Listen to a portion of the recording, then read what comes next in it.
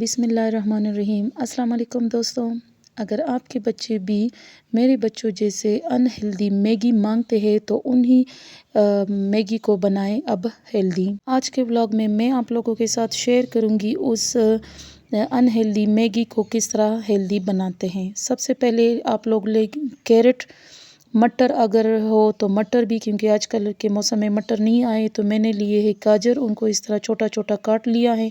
साथ में जो है मैंने उबलने के लिए अंडे रखे हैं।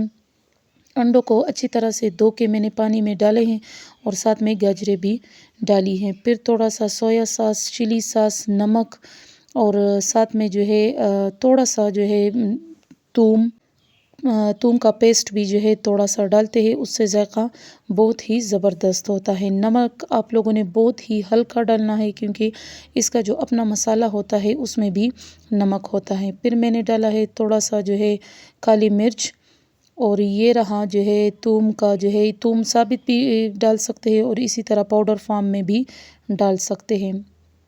फिर इसी में जो है आप लोगों ने मैगी डालनी है। मैगी डाल के जो है उसको अच्छी तरीके से, ये जब थोड़ा सा इसका शोरबा गाढ़ा भी हो जाए और मैगी पक भी जाए, उसके बाद अंडे इससे निकाल लें। उसको छील के जो है छोटे छोटे पीसेस में उसको काट लें। अंडे पहले से डालने नहीं है क्योंकि फिर वो येलो जो है वो सारा कुछ जो है सूप के साथ मिक्स हो जाता है। इसीलिए जो है पहले अंडों को छील के जो है आखिर में जब पूरी मैगी बन जाए तो सबसे लास्ट में जो है ये अंडे आप लोगों ने मिक्स करने हैं।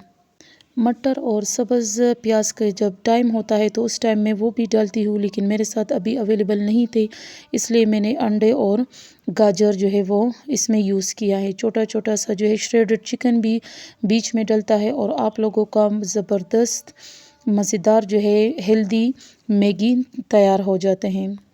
रेसिपी को ज़रूर ट्राई करें और लाइक और सब्सक्राइब करना मत भूलिए।